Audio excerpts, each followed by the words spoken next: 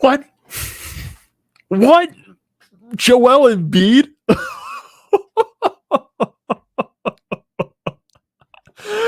Oh my God, Joel Embiid is so amazing. Oh my God. I'm literally having a heart attack right here watching that entire process go down. Joel Embiid, 2.9 seconds on the clock, 0.9 left on the shot clock, inbound from Danny Green, runs beyond the arc, throws it up, nothing but net. Sixers win game 3, go up 3-0 in the series. Oh my God. Oh my God. And overall, this game, very entertaining game, by the way, very back and forth. But oh my God, first half by the Sixers. Ugh. Joel Embiid in the first half. Ugh. Yeah. But man, that second half by Embiid. That second half by the Sixers team. And to only be down by, what was it, like at least 7-8 points, 7 to 10 points at the end of the first half. For the way the Sixers were playing, turnovers, like, oh, yeah, they were terrible with the turnovers today. 20 plus again. Well, not again. Well, 20 plus for the first time this series. But geez, turnovers galore. They remained in the game. They were just, they were sitting back there. Toronto allowed them to stay in the game. They were within it the entire time. The Sixers didn't get their first lead until the overtime. But man, Joel Embiid, when he hits those shots, I know when you have those last second shots, if James Harden hits both of his three throws there at the end, if Tobias Harris hits that layup in the final seconds of that game to win it, yeah, you probably wouldn't have been in that situation going into overtime, but hey, that's what these moments are made for. And Joel Embiid came up in probably one of the biggest moments yet this playoff so far. My God. My God. That was amazing. That was just simply amazing there. Like, I just can't comprehend anything right now. That was just the man, Joel Embiid is so great. That second half performance by Embiid was so amazing. But hey, you go up 3-0 now on the Raptors in a game where, honestly, you did not play your best. The Raptors, even though they had their moments throughout this game, they had their hot and they had their cold spurts. The refs in this game for both sides was absolutely atrocious. And I was expecting that going into Toronto with the way Nick Nurse, was complaining over the past 2 games. You knew the officiating was going to be called a little bit differently in this game, and both sides were just goddamn atrocious. My goodness, the calls on both sides were just horrible. My goodness. James Harden fouls out, and I thought James Harden had a pretty good game, but he fouled out at the end there. Can't be doing that. Danny Green getting some technicals, getting a lot of fouls called on. Yeah, a lot of those fouls were not agreeable, but got to control your temper a little bit. Got to control your emotions in those moments. Got to calm down.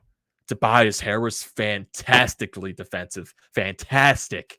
He was awesome in the second half, Tobias Harris. Even though he only puts up 11 points in this game, he was fantastic defensively in this game. Fantastic.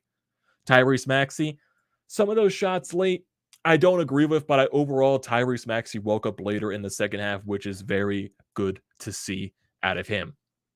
Overall, just a really gutsy win by the Sixers team on the road in the first game, game 3 in Toronto. With the way the fans are going, oh my goodness, that was just an amazing win. But before we get into the rest of this, what is going on, everyone? Welcome back to TTP Sports. And before we finish recapping this huge Sixers win, the most important thing you can do is hit that subscribe button. I will greatly appreciate that. So if you're looking for all the latest Philadelphia sports news, recaps, and events, this is the place to be at, depending on the outcome. Great or miserable, depending on that outcome.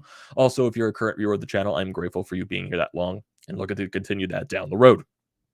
Also, if you're looking for tickets to upcoming sporting events, concerts, whatever you can think of, use the code TTPSPORTS down below for $20 off your first purchase at SeatGeek. So get yourself some Sixers home tickets. Hey, most likely at this point, you're going to round 2 when you're up 3-0 in the series. Get yourself some home games for round 2. Get yourself some Phillies tickets, home game series against the Brewers this weekend. Why not? Great deal you can't pass up on. Free $20 in your pocket. Use that for concessions. Use that for parking. Anything you can think of. Great deal. Use the code TTP Sports. $20 off your first purchase at SeatGeek today. So the Sixers winning game 3 by a score of 104-101 in the overtime. Very back and forth game, very neck and neck. Raptors got off to a hot start. The Sixers first half was just goddamn abysmal with all the turnovers, a lot of wasted possessions in that first half specifically.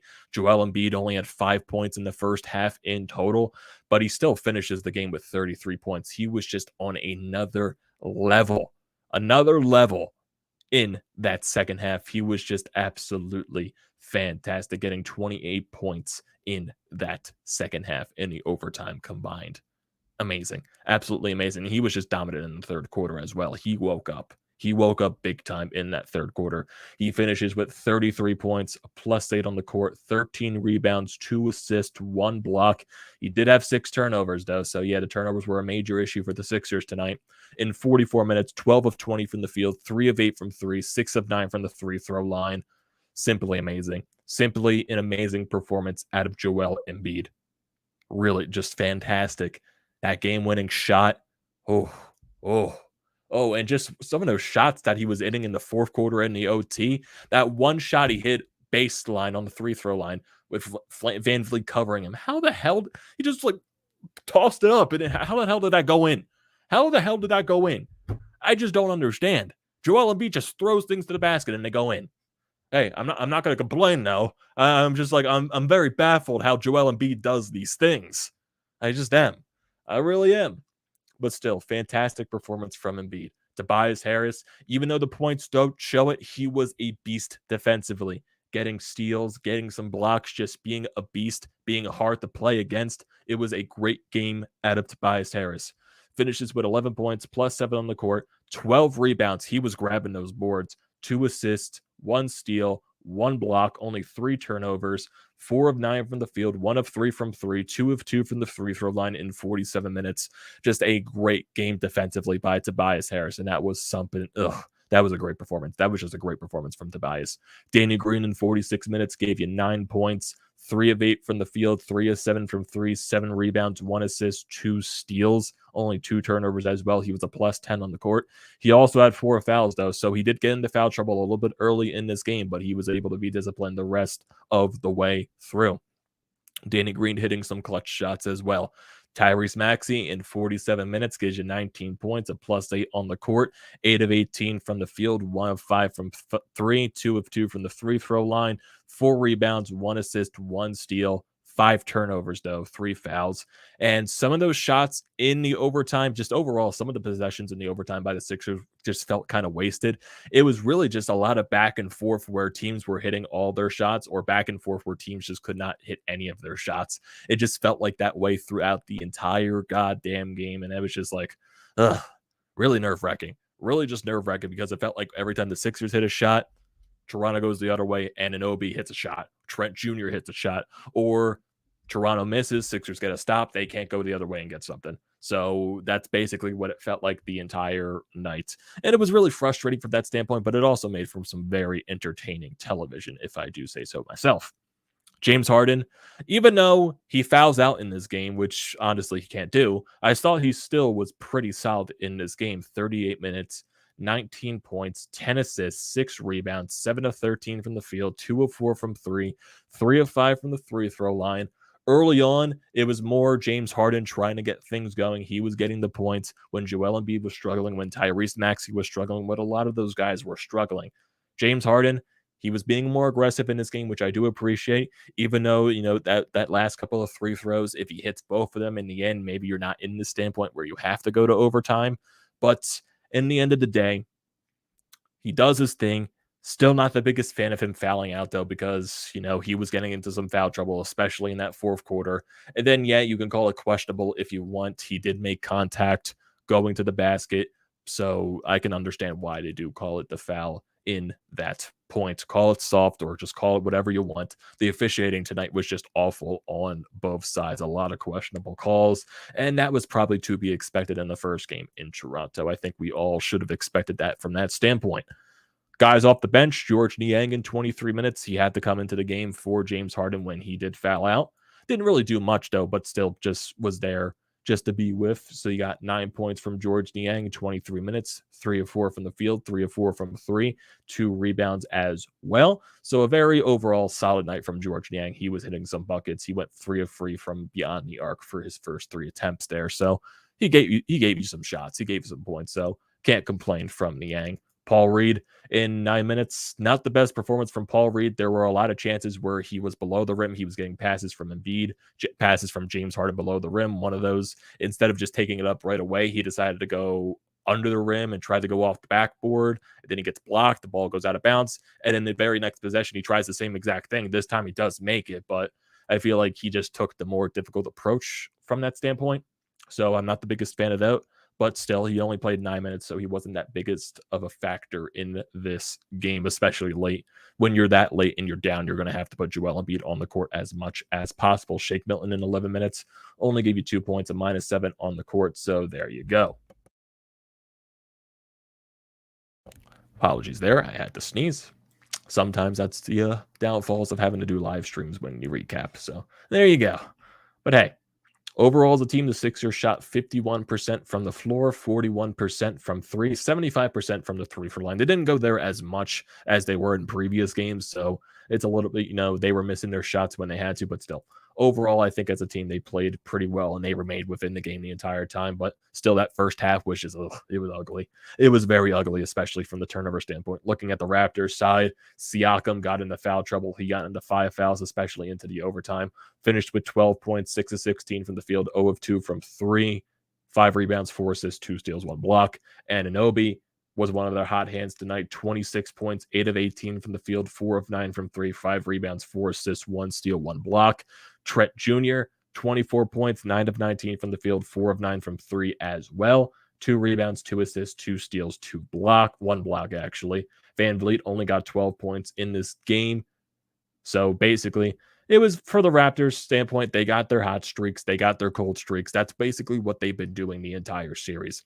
They'll go on a little bit of stretches and then they'll go cold for a little bit. They'll go on a little bit where they hit their shots and then they'll have their moments when they can't hit their shots. That's basically what they've been doing the entire series. So that's basically to be expected from that standpoint. But the Sixers managed to overcome that. But in terms of just the Sixers rebounding wise, it doesn't show here on the stat sheet, but early on, the Raptors were just all over the Sixers rebound-wise, especially on the offensive side. Even though both teams finished with 9 offensive boards on both, the Sixers did out-rebound defensively-wise, 37 rebounds to 23 for the Raptors. But still, it just kind of felt like the Raptors were not overly aggressive. The Sixers weren't aggressive enough, if you know what I mean, on the board side. Turnovers, though, were just, 24 turnovers for the Sixers. Oh, Jesus. My God. That was just bad. Turnover-wise was just, And also, yeah, for Toronto, they did blow a 17-point lead. So the Sixers were out of it for a little bit, but they managed to crawl their way back in, grind and muck into the game, and they found a way to win. So that's a really good sight to see there. But still, overall, fantastic win by this team. Joel Embiid is the man. He's probably not going to win the MVP, but he should. I don't know why he wouldn't win MVP, but at the end of the day, I guess at this point, it doesn't matter. All that matters right now is going out there and winning your playoff games and showing up in clutch moments. And that's exactly what Joel Embiid did in that standpoint. So we got a couple of days off here before Game 4 happens. Game 4 is going to be on Saturday at 2 p.m. So the Sixers looking for the sweep right there in Toronto this Saturday. If they do force a Game 5, it'll be back in Philadelphia on Monday the 25th at 8 p.m. So, yeah. At this point, you could basically say the series is over. No teams in the NBA come back from a 3-0 series deficit, so the Sixers are going to clinch it in either 4 games on Saturday or 5 games on Monday back in Philadelphia. So it's going to be an exciting finish. Can't wait for the rest of it. I see a channel name in the thing. Yeah, let's go Sixers. And everyone, what are your thoughts on this video? What are your thoughts on this game by Joel Embiid and everything like that? Don't forget to leave your comments and opinions down in the comment section below. I like to see those as always. Do not forget to drop a like on this video. Do not forget to check out the Painted Lines, which I'm a part of. The links are down in the description below. Also, don't forget to check out the links to BrodesMedia, the Florida Pod merch website, and also Flyers, Nitty Gritty. All that good stuff is down in the description below. Do not forget to check those out. And like I said at the beginning of the video, the most important thing you can do is hit that sub button. I will greatly appreciate that. And use the code TTPSPORTS for $20 off your first purchase at SeatGeek. And I will see you next time.